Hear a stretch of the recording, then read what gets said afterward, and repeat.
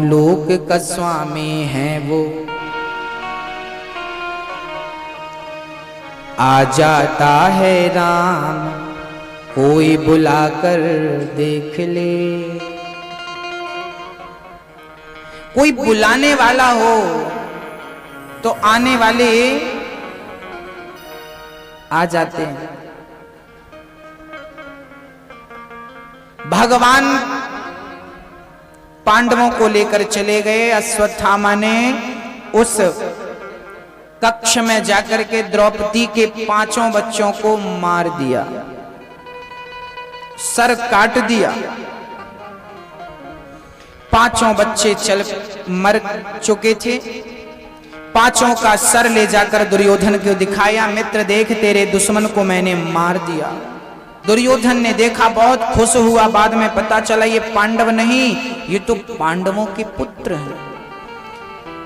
रो पड़ा दुर्योधन, प्राण उसी समय निकल गए। सुबह द्रौपदी ने देखा कि मेरे 5 बच्चे मर चुके हैं, अश्वत्थामा ने मार दिया है।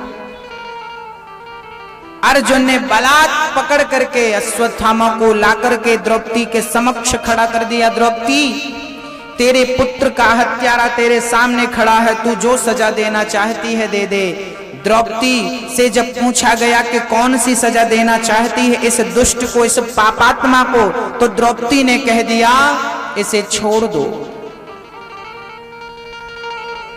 द्रौपदी, क्या तुझे से हत्यारे पर दया आ रही है? द्रौपदी बोली, मुझे दया इस पर नहीं, मुझे दया इसकी मां पर आ रही है। क्या इसे मार देने से मेरे मरे हुए बच्चे जीवित हो जाएंगे? नहीं ना। जब इसे मारने से मेरे मरे हुए बच्चे जीवित नहीं हो सकते तो इसे मारने का अर्थ क्या है? जरा देखिए माताओं, द्रौपदी के 5 बच्चे मर चुके हैं और हत्यारा सामने खड़ा है और द्रौपदी कह रही है कि हत्यारे को छोड़ दो। वाह, ऐसी मां, ऐसी दया की मूर्ति भी कोई हो सकती है?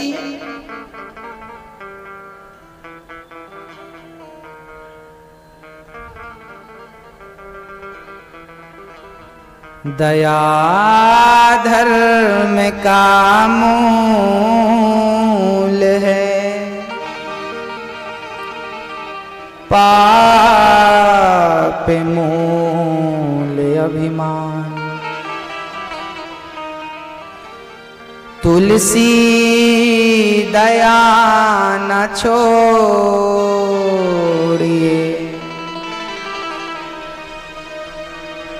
जब तक घट में प्राण। दया धर्म का मूल है।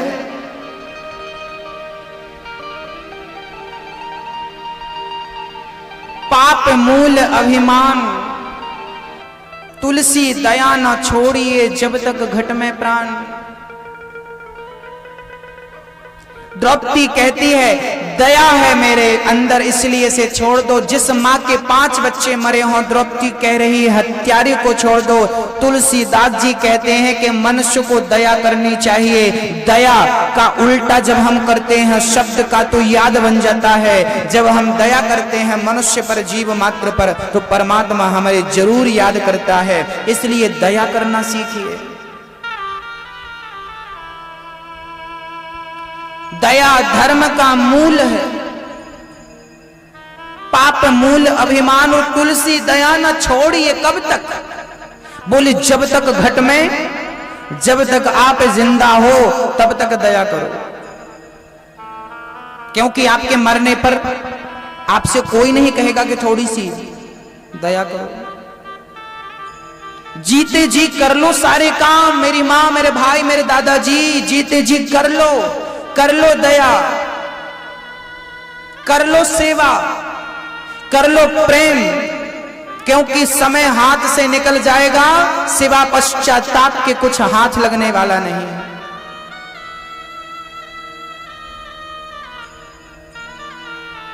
मत करिए किसी से घृणा, मत करिए किसी से द्वेष। महान व्यक्ति वही है जो अपने दुश्मन से भी प्रेम करे।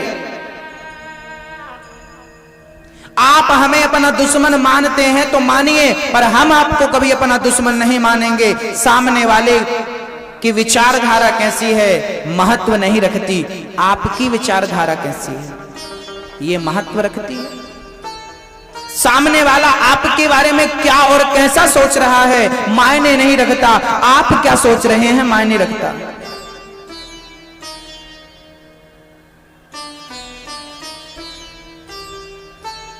द्रौपदी दया की मूर्ति है, इसलिए तो भगवान उसे बहन कह के बुलाते हैं। इसलिए तो बहन कहा ना भगवान ने द्रौपदी को। दया की मूर्ति है द्रौपदी, कह रही है छोड़ दो हत्यारे को, छोड़ दो।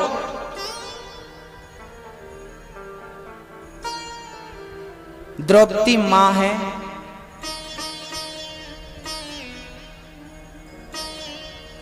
और मां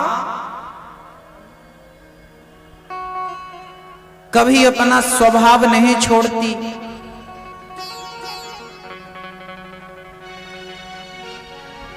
ममता की मूर्ति है मां।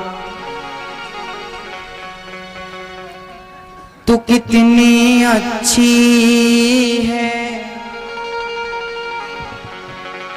तू कितनी भोली है, ओ प्यारी प्यारी है। ओ माँ, ओ माँ,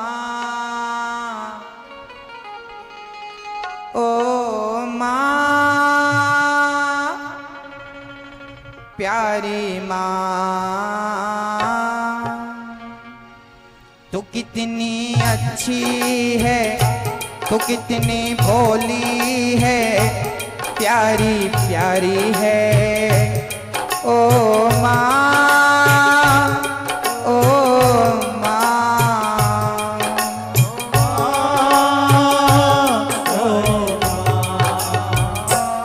ये जो दुनिया है ये वन है कांटों का, तो फुलवारी है। ओ माँ, ओ माँ, ओ माँ, प्यारी माँ।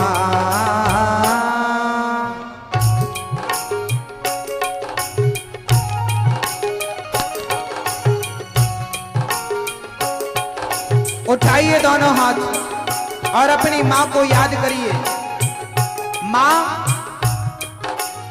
आपकी माँ, आपकी सास ही आपकी माँ है और आपके ससुर ही आपके पिता है। और आपकी माँ जिसने जन्म दिया, हाथ उठाइए और अपने माँ और अपने पिता को याद करिए और सेवा करने का संकल्प लीजिए।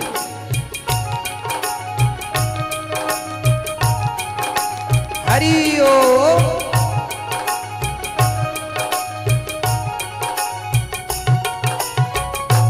दुखन लागी है माँ मेरी अखियाँ, दुखन लागी है माँ तेरी अखियाँ, दुखन लागी है माँ तेरी अखियाँ, दुखन लागी है माँ तेरी अखियाँ। क्यों मेरे लिए जागी है तू सारी सारी रतियाँ, मेरी निंदिया पे वो अपनी निंदिया भी तूने वारी है। ओ माँ, ओ माँ, ओ माँ, प्यारी माँ।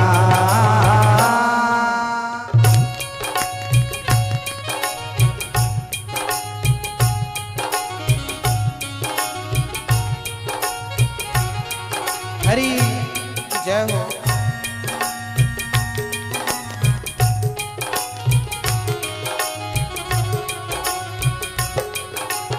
आंखें दर्द करने लगती हैं माँ की, जब बच्चे के पांव में कोई कांटा चुभ जाता है, क्या हो गया मेरे लाल को उठाकर हृदय से लगाती है। बच्चे की आंखों में आंसू नहीं देख पाती वो माँ। वही माँ जब बूढ़ी होती है, बड़ी बच्चे बड़े होते हैं, तो उन बच्चों के होते हुए माँ की आंखों में आंसू आते हैं। दुर्भाग्य है ऐसे बेटों को, दुर्भाग्य है उन बेटों का जो अपनी माँ की आंखों में आंसू आने देते हैं। अरे माँ के ऋण से बेटा कभी उऋण नहीं हो सकता। ऐसी माँ की तो आरती उतारनी चाहिए जिस माँ को बेटा दर्द देता है, पीड़ा देता है। लेके पूजा की थाली जोत मन की जगाली, तेरी आरती उतारूं भोली माँ। तू जो दे दे सहारा सुख जीवन का सारा, तेरे चरणों पे वारूं भोली माँ। ओ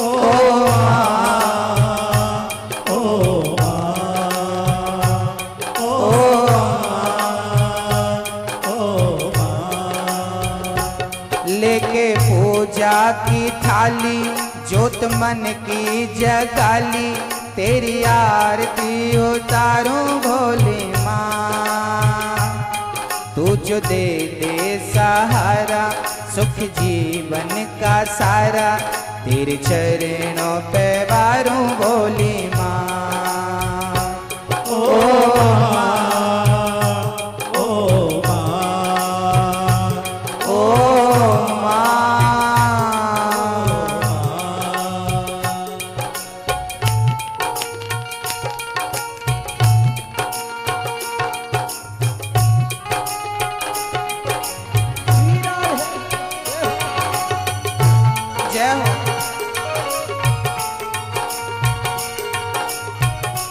अपनी माँ को याद करिए।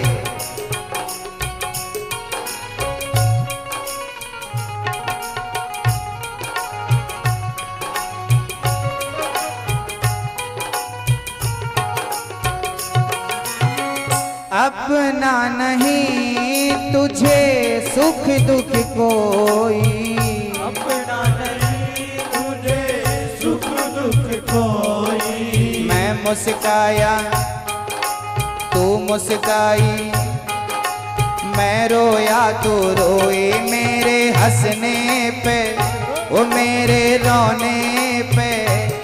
तू बलिहारी है ओ माँ, ओ माँ, ओ माँ, ओ माँ।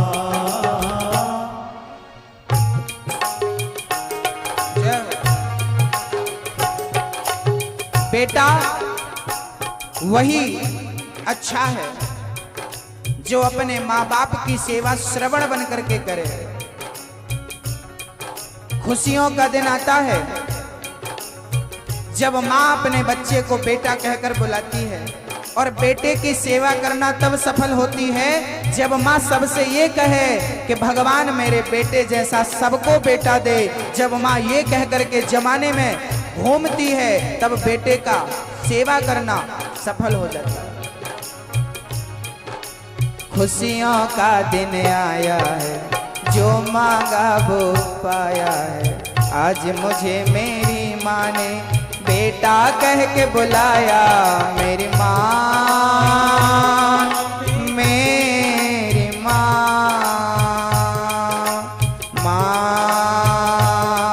मेरी माँ, माँ मेरी माँ, माँ, माँ।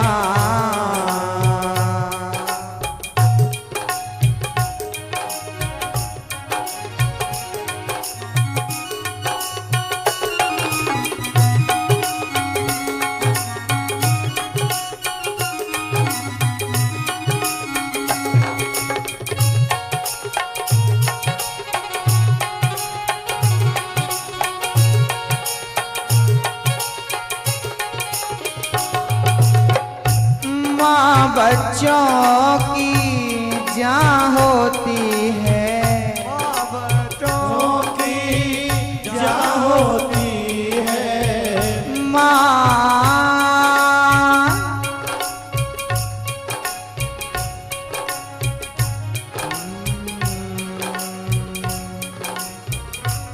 माँ बच्चों की जहाँ होती है, बच्चों की जहाँ होती है। वो होते हैं किस्मत वाले जिनकी माँ होती है। कितनी सुंदर है, कितनी शीतल है, प्यारी प्यारी है ओ माँ।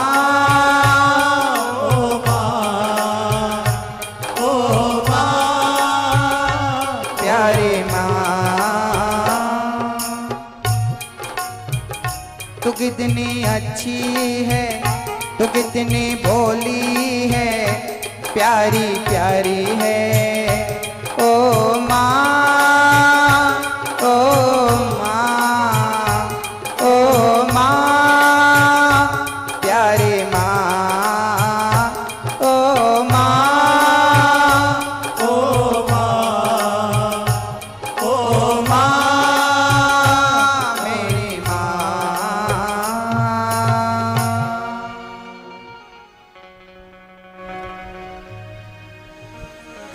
मुझे इस दुनिया में लाया, मुझे बोल न चल न सिखाया।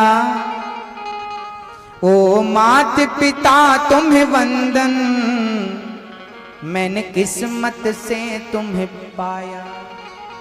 ओ मात पिता तुम्हें वंदन, मैंने किस्मत से तुम्हें पाया। पूजा है तुझको पूजेंगे हरदम, माँ के ही अर्पण है ये मेरा जीवन। मेरी माँ एक मंदिर है और ममता पूजा है। एक वो ही भगवन है और कोई न दूजा है। ये मेरी कहानी है, प्यारी जिंदगानी है। आज हूँ मैं जो कुछ भी, मेहरबानी तेरी है। किसकी मेहरबानी है? पूजा है तुझको पूजेंगे हरदम, माँ के ही अर्पण है ये मेरा जीवन। मेरी माँ एक मंदिर है और ममता पूजा है। एक वो ही भगवन है और कोई न दूजा है। ये मेरी कहानी है, प्यारी जिंदगानी है। आज हूँ मैं जो कुछ भी, मेहरबानी तेरी है।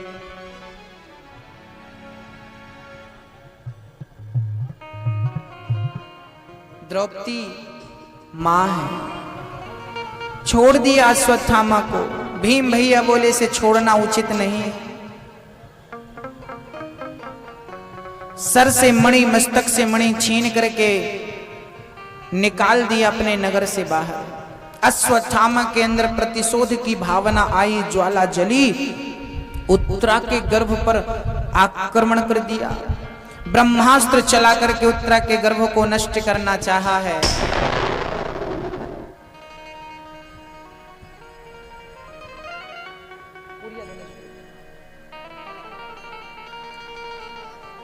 चाहा है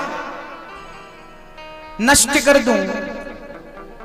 अश्वत्थामा ब्रह्मास्त्र से उत्तरा के गर्भ को नष्ट करना चाहते। ये उत्तरा वही है अभिमन्यु की पत्नी।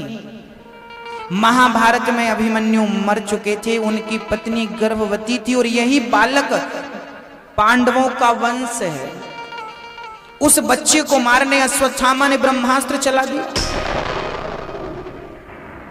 देर नहीं लगाई भगवान ने, उत्तरा ने देर नहीं लगाई, दौड़ पड़ी कृष्ण के चरणों में। चरणों में गिर के कहने लगी,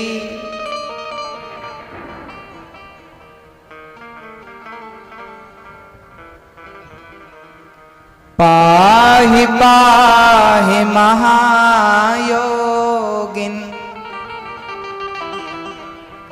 देव देव जगत्पति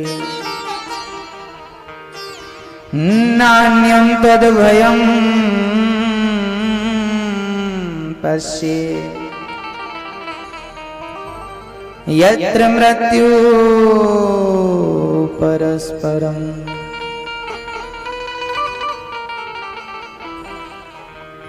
यत्र मृत्यु परस्परम्। उत्तरा चरणों में गिर पड़ी, कहने लगी, श्याम सुंदर, मेरे बच्चे ने जन्म नहीं लिया और इसे मारने के लिए अश्वत्थामा ने ब्रह्मास्त्र चला दिया। प्रभु बचा लो, प्रभु हमें बचाओ।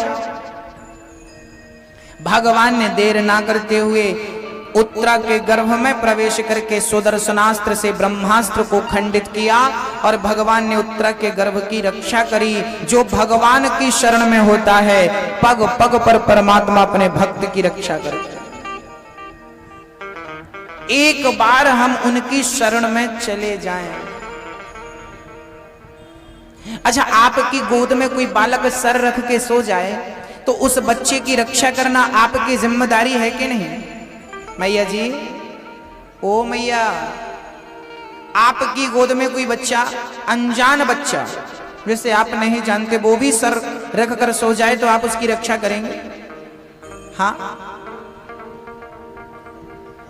आपकी गोद में कोई बालक सर रख के सो जाए तो आप उसकी देख रेख करेंगे, रक्षा करेंगे। इसलिए हमें समझ लेना चाहिए। ऐसे ही यदि हम भगवान के चरणों में अपना मस्तक रख देंगे तो हम आराम करेंगे और वो हमारा काम करेंगे। आप एक बार अपना मस्तक उनकी गोद में रखकर तो देखिए, एक बार उनके भरोसे कोई काम करके तो देखिए, एक बार उनके भरोसे रहकर तो देखिए।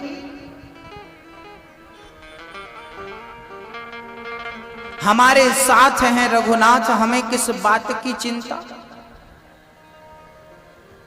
उत्तरा ने पुकारा है, रक्षा की भगवान।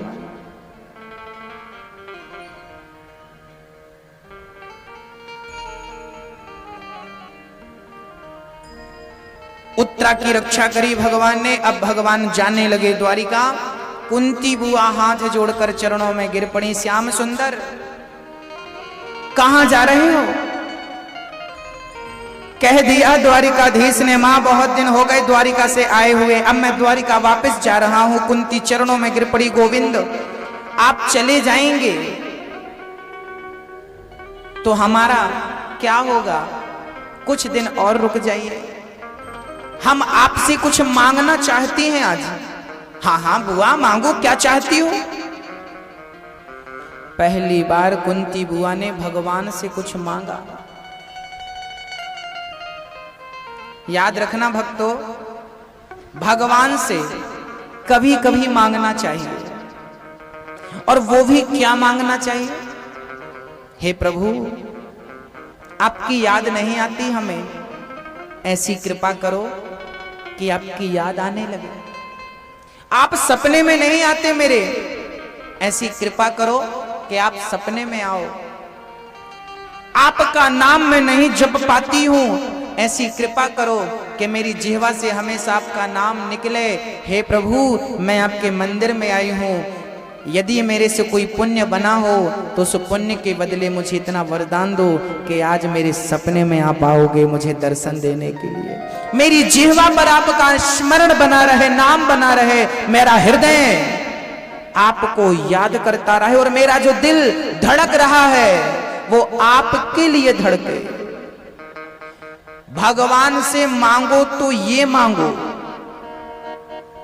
सोना चांदी हीरा मोती मत मांग लेना, किसी काम के नहीं। कितने हीरे वाले हीरा छोड़ छोड़ के चले गए। हीरा मोती का कुछ नहीं बिगड़ता, लेकिन हीरा मोती संभालने वाले का बहुत कुछ बिगड़ जाता है। बिगड़ता हीरा मोती का।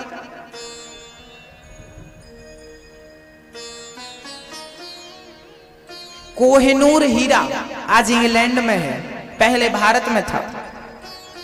उस हीरे के सामने कितनी सदी बीत गई, जमाना कहां से कहां पहुंच गया, लेकिन वो उसकी चमक, उसकी कीमत वही के वही बरकरार है या नहीं?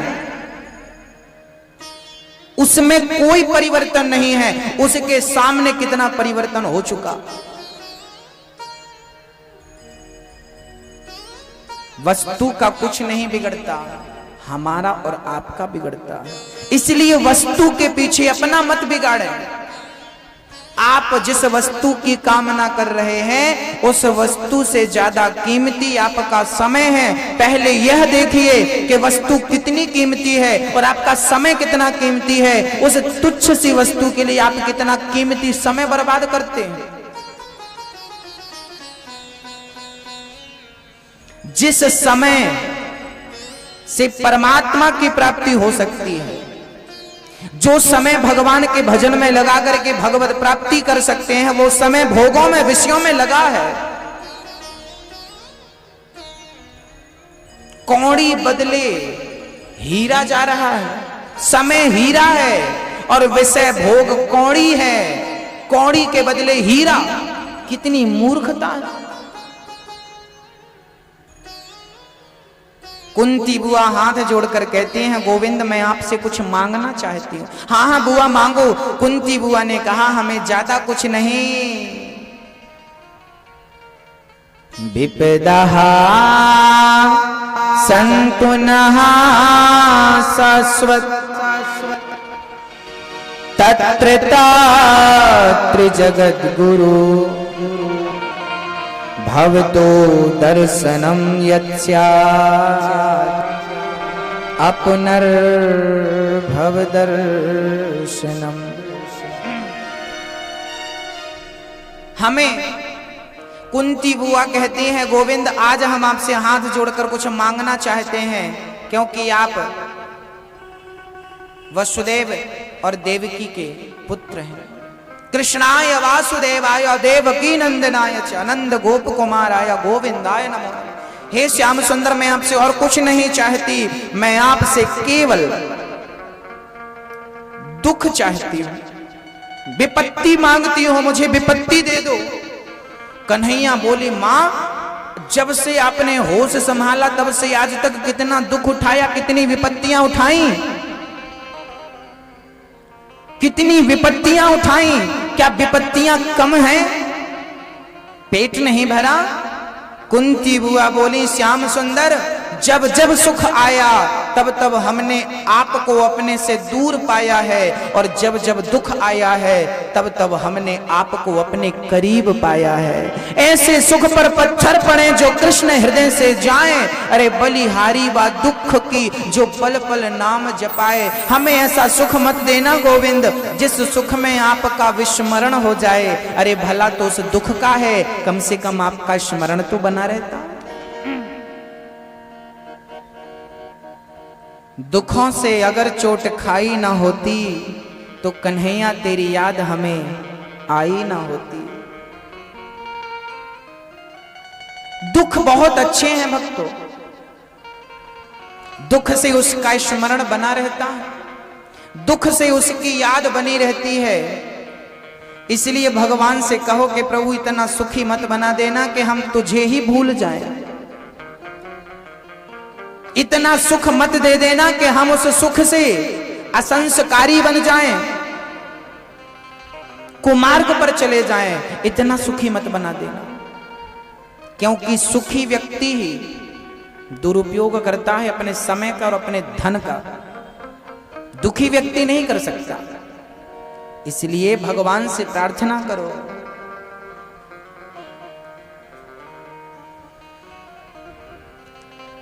साईं इतना दीजिए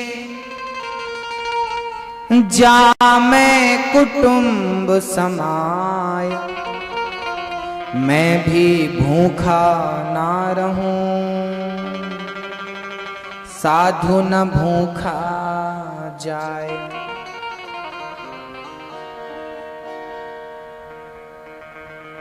ऐसे सुख पर पत्थर पड़े जो कृष्ण हृदय से जाए, बलिहारी वा दुख की जो पल पल नाम जपाए। दुख में सुमिरन सब करें, सुख में करें न कोई, जो सुख में सुमिरन करें सो दुख काहे को होय। कुंती बुआ कहती हैं हमें दुख दे दो। आप भगवान से क्या चाहती हो मैया जी? सुख मत मांगना, सुख बहुत अच्छा नहीं होता। हम तो कहते हैं भगवान जो दे हम उसमें खुश हैं,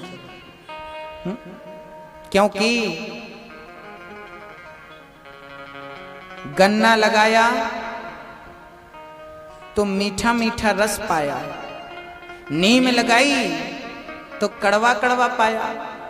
अब बताइए मीठा गन्ना और कड़वी नीम ये दोनों किसके हैं? उसी के हैं ना। मीठा भी वही बनाता है और कड़वा भी वही बनाता है। अरे दुख भी वही और सुख भी वही। अब तो प्रभु जो तुम दे दो हमें वो स्वीकार है। सुख दे दो तो सुख स्वीकार, दुख दे दो तो दुख स्वीकार। जो मिला हो उसे प्रसाद समझ करके स्वीकार कर लीजिए। जाहि विधि राखे राम ताहि विधि रहिए। जिंदगी की डोर सौंप हाथ दीनानाथ के, और जिंदगी की डोर सौंप हाथ दीनानाथ के। महलों में राखे चाहे झोपड़ी में वास दे। धन्यवाद निर्विवाद राम राम कहिए। जाहि विधि राखे राम ताहि विधि रहे। हो तेरी मर्जी का मैं हूँ गुलाम, मेरे अलबेल राम। जो भी कराल मैं हूं तुम पर न्योछावर, जो भी कराल मैं हूं तुम पर न्योछावर। दे दो सजाया इनाम मेरे अलबेल राम। जो देना चाहो महलों में रखो या झोपड़ी में रखो, हम तो महलों में भी खुश हैं और झोपड़ी में भी खुश हैं। जैसे रखोगे वैसे प्रसाद समझकर। एक बार भागवत हो रही थी, भागवत में ककड़ी का भोग लगा, प्रसाद में ककड़ी बांटी गई। श्रोतागण प्रसाद लेके अपने अपने घर जा रहे थे। एक सज्जन ने प्रसाद खाया, ककड़ी खाई तो कड़वी थी, उसने ककड़ी फेंक दी। थू थू थू थू थू थू करके पूरी ककड़ी फेंक दी। पीछे से एक सज्जन आया जो कथा सुनकर जा रहा था। उस सज्जन ने उस ककड़ी को उठाया और कहा कि भाई साहब ये मेरी ककड़ी आप ले लो, आपकी जूठी ककड़ी मैं खाऊंगा। सामने वाले बोला कि ककड़ी कड़वी है, आप मत खाइए, इसका आधा आप खा लीजिए मीठी वाली का आधा मैं खा लेता हूं। उसने कहा ना ना, मैं तो यही खाऊंगा, आप मेरी वाली खा लो। सामने वाला जिसने ककड़ी फेंका उसे समझ में कुछ नहीं आया। उसने कहा भाई तू ककड़ी कड़वी वाली और वो भी मेरी जूठी क्यों खाना चाहता है? तब कह दिया सामने वाले ने, ये तेरी जूठी बाद में बनी, ये भगवान का प्रसाद पहले थी। और प्रसाद कड़वा हो या मीठा हो, स्वाद नहीं है, प्रसाद हम ग्रहण करेंगे। कथा में 6 दिन हमें मीठा मीठा खाने को मिला। जब हलवा मिलता था तब तो आपने नहीं बोला थू थू थू बहुत मीठा है, और एक दिन कड़वा मिला तो थू थू करने लगे। अरे 6 दिन मीठा खा सकते हो तो 7वें दिन उसका प्रसाद यदि कड़वा मिल जाए तो उसे कड़वे को भी मीठा समझकर खा लो, क्योंकि मीठा भी उसी का प्रसाद था और कड़वा भी उसी का प्रसाद है। यदि सुख पसंद है तो दुख पसंद क्यों नहीं है, क्योंकि सुख और दुख दोनों ही उसी के हैं। जाही विधि रखे राम। हमें तो, आपको क्या प्यारे हैं, आपको क्या प्यारा है, सुख की दुख? बोलो, हमारी सुन लो। हमें तो सुख भी हमें प्यारे हैं, दुख भी हमें प्यारे हैं। हम घबराते नहीं हैं दुखों से। आप लोग दुखों का नाम सुनते ही ना डर जाते हो, दिल धक धक धक करने लगता, कहीं दुखी ना हो जाए। अरे मत घबराइए, भगवान से प्रार्थना करिए कि प्रभु हमें दुख देना हो तो दुख दीजिए। मेरे भाग्य मेरी किस्मत में यदि दुख है तो मुझे दुख पसंद है, लेकिन याद रहे उस दुख में आपका स्मरण बना रहे, बस यही प्रार्थना है। उस दुख में हम आपका चिंतन करते रहे, बस यही प्रार्थना। सुख भी हमें प्यारे हैं, दुख भी हमें प्यारे हैं। छोड़ो मैं किसे भगवन, दोनों ही तुम्हारे हैं।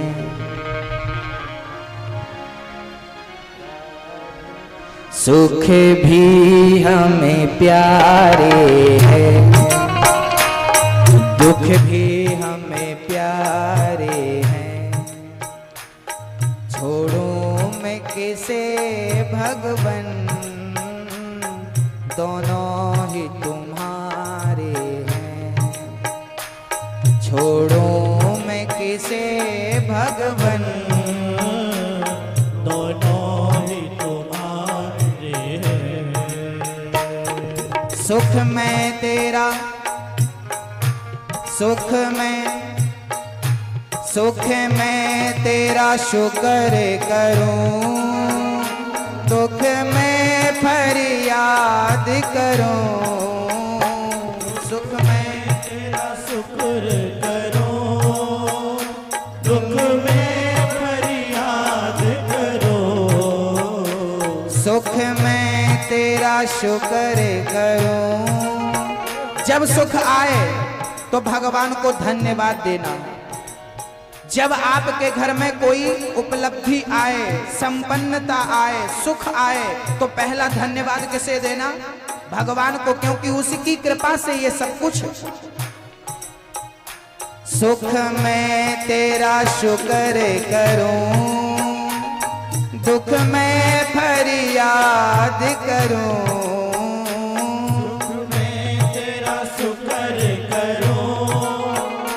दुख में फरियाद करो। जिस हाल में तू रखे उस हाल में याद करूं। जिस हाल में तू रखे बस याद करो, उस हाल में याद करो। और संसार की नदिया के, संसार की नदिया के दोनों ही किनारे हैं। सुख भी हमें प्यारे हैं, दुख भी हमें प्यारे हैं। छोड़ो मैं किसे भगवन, दोनों ही तुम्हारे हैं, दोनों ही तुम्हारे हैं, दोनों ही तुम्हारे हैं, दोनों ही तुम्हारे हैं।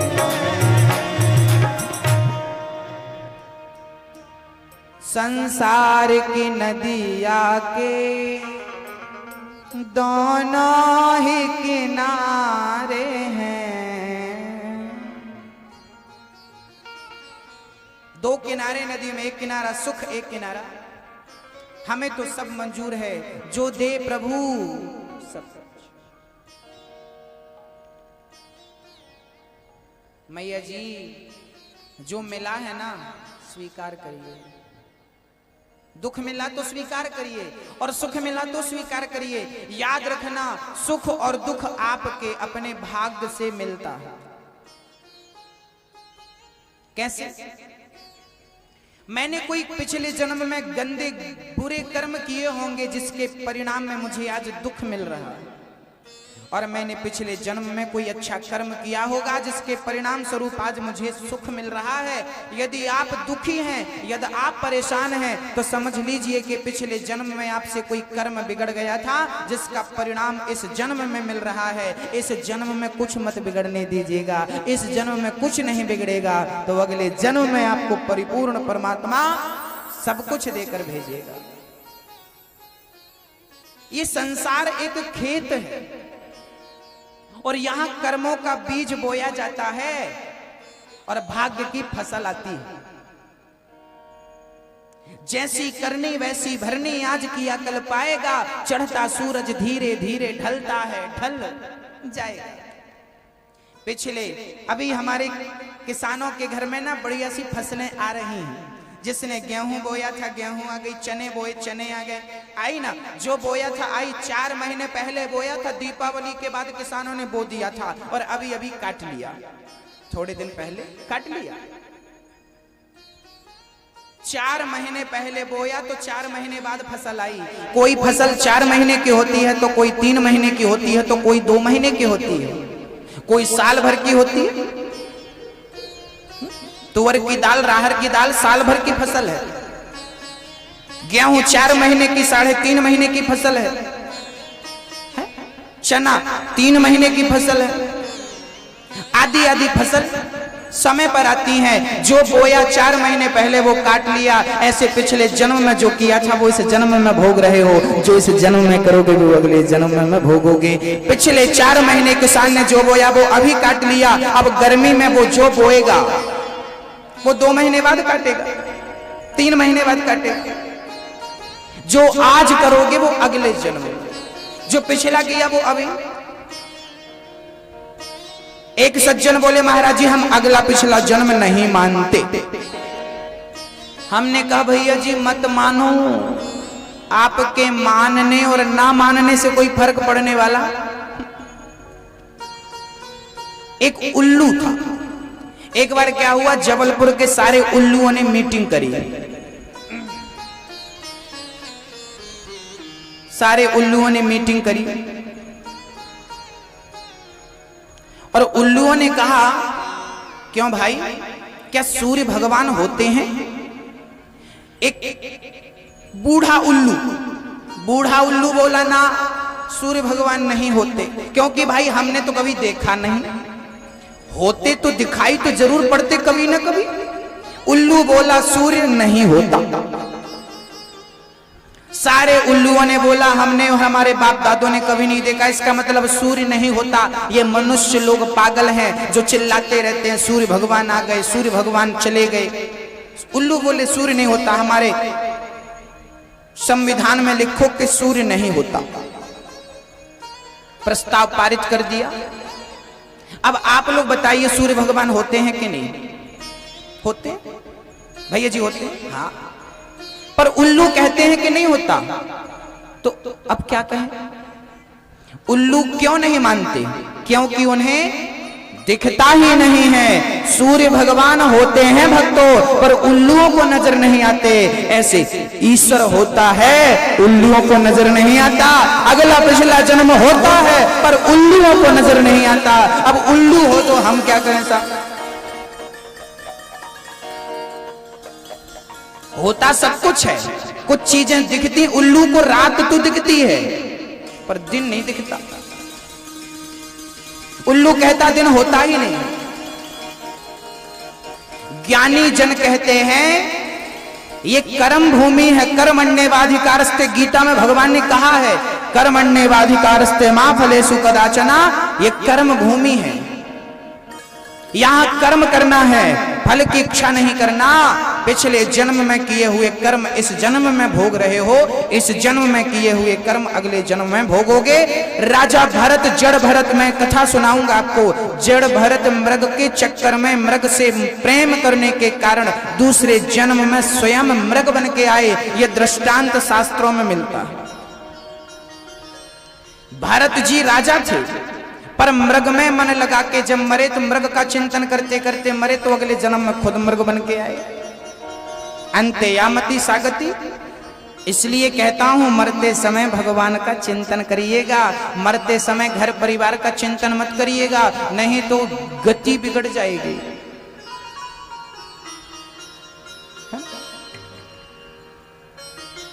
अंते यामति सागति। ये स्त्रियां कभी कभी अपने पति से कहती हैं कि हम पुरुष होते तो बताते, पर ठहरी स्त्रियां। पर मत भूलो आप लोग पिछले जन्म में पुरुष ही थी। जितनी स्त्रियां हैं इनमें से 80%, एक संत जी कह रहे थे कि 80% स्त्रियां पिछले जन्म में पुरुष थीं, और जितने पुरुष हैं ये 80% पिछले जन्म में स्त्रियां थी। महाराज जी कैसे? हाँ, स्त्रियां जब मरती हैं तो अपने पुरुष का चिंतन करती हैं, मेरे पति का क्या होगा, पति का क्या होगा। पति पति करते, पुरुष पुरुष करते मरती हैं, तो अगले जन्म में खुद पुरुष बन के आती हैं। पुरंजनोपाख्यान में ये उदाहरण मिलता है, चतुर्थ स्कंद भागवत में। और पुरुष जब मरता है तो अपनी स्त्री का चिंतन, पत्नी का क्या होगा, पत्नी पत्नी करके मरता, खुद पत्नी बन के आ जाए। ये बैठे पति लोग पत्नी बन के, ये सब पति लोग हैं आजकल, ढूंढ ओढ़े बैठे हैं पत्नी बन के, और ये सब पत्नियां हैं पुरुष बन के बैठी। चलता रहता है, प्रकृति का नियम है परिवर्तन। जो आज है वो कल नहीं रहेगा, जो कल है वो आज नहीं। आना जाना चलता है। मेरे जेब का पैसा, मैंने आपसे कुछ वस्तु खरीदी तो मुझे वस्तु मिल जाएगी, मेरे जेब का पैसा आपके पास पहुंच जाएगा। जो कल तक मेरा था वो आपका हो गया, और वो आपके पास नहीं रहने वाला, वो भी चलायमान है, और वो उसके पास भी नहीं रहने, वो घूम फिर के फिर आपके पास आएगा। ये प्रकृति, पृथ्वी कैसी गोल है, जहां से चलोगे वहीं आके खड़े हो जाओगे। पृथ्वी गोल है, जहां से चलोगे वहीं आके खड़े हो जाओगे। ऐसे ही आज जहां से चले हो वहीं आना, जैसी करनी वैसी भरनी। भक्तों, हमारे कर्मों का ही फल हमें भोगना पड़ता है, इसलिए कर्म मत बिगाड़िए, कर्म मत बिगाड़िए, है ना।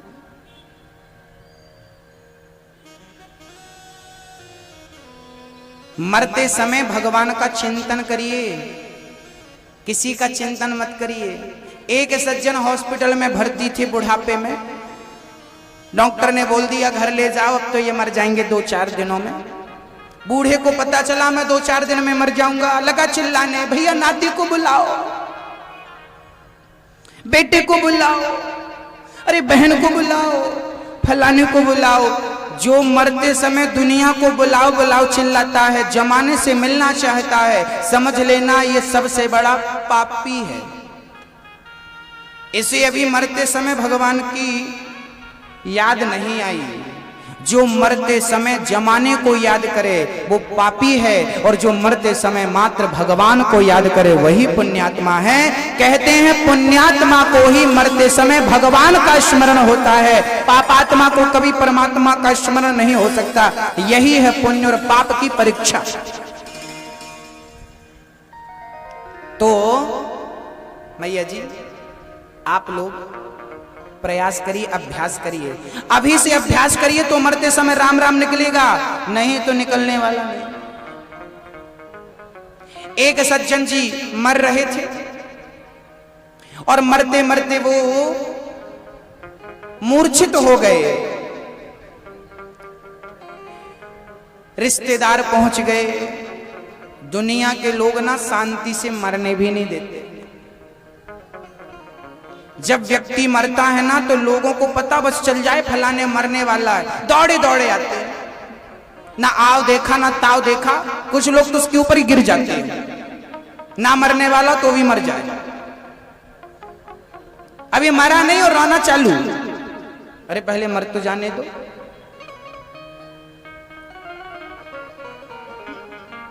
एक सज्जन मर रहे थे, दादाजी बुढ़ापे में मर रहे थे।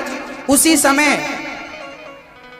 बेटा आ गया, पिताजी पहचानो, नाती आ गया, दादाजी पहचानो, बहू आ गई, ससुर जी पहचानो। जब तक पहचानने लायक थे ससुर जी तब तक इन्होंने शकल नहीं दिखाई, और आज मरने लगे तो जमाना कह रहा है पहचानो पहचानो। अच्छा लोग ना हिलाते हैं, भैया पहचानो, अरे राम राम नहीं पहचान रहा, लगता गया। जब तक जिंदा था किसी ने शक्ल नहीं दिखाई, मरने लगे तो जमाना कहता पहचानो। अरे भाई मरने दो शांति से, मत अपनी पहचान दिखाओ। पहचान भी लेगा तो क्या होगा, आप तो 13 दिन बाद उसके नाम के रसगुल्ले छानोगे, और वो आपको देखता देखता मरेगा तो उसकी गति बिगड़ जाएगी। 84 का चक्कर फिर घेरना पड़ेगा उसे। फिर 10वीं क्लास में कोई विद्यार्थी फेल हो जाए तो बताइए फिर पाठ 1 लेसन 1 में आना पड़ेगा, लेसन 1 से शुरू। ऐसे ही 84 का चक्कर बिगड़ जाता है। इसलिए कहते हैं कि मरते समय जमाने को याद मत करिए, मरते समय परमात्मा को याद करिए। जमाना आए ना आए बस भगवान याद आ जाए, भगवान का स्मरण हो जाए, यही जीवन की सार्थकता है। इसलिए मरते समय क्या करना है, मरने वाले व्यक्ति को बढ़िया गाय का गोबर से जमीन को लीप करके और बढ़िया से उसे लिटा दो, सामने राम जी का चित्र रख दो, हाथ में तुलसी की माला दे दो, मुख में तुलसी का दल और गंगा जल डाल दो, राम का चित्र सामने रख दो। भगवान का चिंतन करते करते मरेगा तो जिंदगी सफल होगी, और परिवार को देखते देखते मरेगा। इसलिए मरते समय रोया मत करिए, क्योंकि आप तो रो रहे हैं और मरने वाला बेचारा मर रहा है। अरे मत रोइए, कीर्तन करिए, श्री कृष्ण गोविंद हरे मुरारी, हे नाथ नारायण वासुदेव। जब भगवान का नाम सुनकर के वो व्यक्ति मरेगा तो उसकी मुक्ति निश्चित है, उद्धार निश्चित होगा, है ना मैया जी? समझ में आ रहा? एक तो जमाना बड़ा उल्टा है। बाप के मरने में यदि बेटा कीर्तन करने लगे तो लोग कहेंगे देखो, अच्छाई को भी लोग बुरे तरीके से समझेंगे। इसलिए कुछ समझदार लोग जानते हुए भी ये सब नहीं कर पाते। सास मर रही है और बहू कीर्तन करने लगे तो लोग कहेंगे चाहती थी कम मरे सास, कीर्तन कर रही है। जमाने को समझाना, फिर किस किस को समझाएंगे? फिर लोग पूछेंगे क्यों सास मर रही थी तू कीर्तन कर रही थी? अब वो कैसे समझाए कि मैं कथा सुनने गई थी तो कथा में गुरुजी ने बताया था कि मरते समय कीर्तन करना चाहिए, मैं कर रही थी, पर जमाने को उत्तर देते देते वो थक जाएगी और बाद में फिर वो रोने ही उचित समझेगी। रो, क्योंकि रोने से फिर कोई प्रश्न नहीं करता। आप तो समझदार हैं, तो आपकी सास जब मरने की स्थिति में पहुंचे तो आप मत रोना। वैसे भी आपको रोना कहां है, और बहाना मिल गया। रोना था ही नहीं, बहाना और मिल गया। कोई भी जब बुजुर्ग घर में मरे, मरने की स्थिति में पहुंचे तो कीर्तन करिए। इसलिए कहा है इतना तो करना स्वामी, जब प्राण तन से निकले गोविंद नाम लेकर, मेरे प्राण तन से निकले इतना तो करना स्वामी। आना जरूर आना, राधे को साथ लाना, मुरली मधुर बजाना। कब? जब प्राण तन से निकले। श्री गंगा जी का तट हो, मेरा सांवरा निकट हो, मेरे मुख में